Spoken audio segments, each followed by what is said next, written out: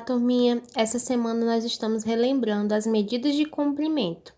Vocês lembram quais são as medidas de comprimento? Nós temos o quilômetro, o hectômetro, o decâmetro, a medida principal, que é o metro, e as medidas menores, que são os decímetro, centímetro e milímetro.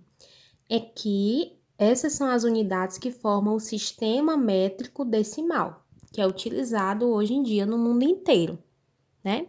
São as medidas que nós utilizamos, as unidades que nós utilizamos para medir as coisas ao nosso redor. Por exemplo, quando a gente vai ler o livro de geografia e ver a medida dos estados, das cidades, a área, geralmente está em quilômetro, porque são coisas muito grandes. Então, a gente vai utilizar unidades maiores, né? Se eu vou medir a extensão de uma cidade, eu não vou medir ela em milímetro. Você não vai conseguir, o milímetro é muito pequenininho.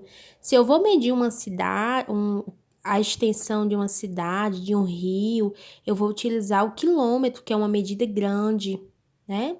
É 1000 vezes o metro, então eu vou utilizar o quilômetro.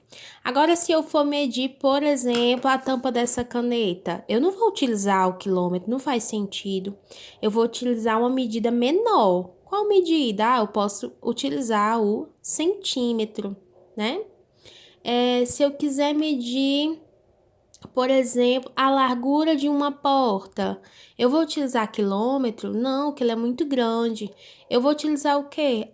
Dessas unidades que tem aqui, eu utilizaria o metro, né?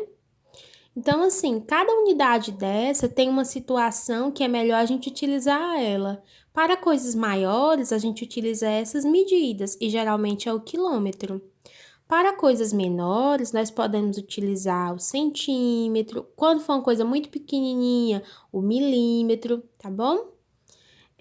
Agora, nós temos que aprender o seguinte: como é que eu transformo uma medida em outra, né?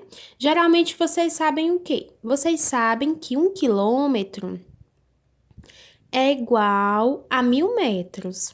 1000 metros. Todo mundo sabe, né? Desde quarto ano, já vai estudando isso aqui. Nós sabemos também que 1 metro é igual a 100 centímetros. Certo? Então, essas aqui são as principais que a gente conhece. 1 quilômetro é igual a 1000 metros e 1 metro é igual a 100 centímetros. Tem uma que é interessante a gente saber também, que é de centímetro para milímetro.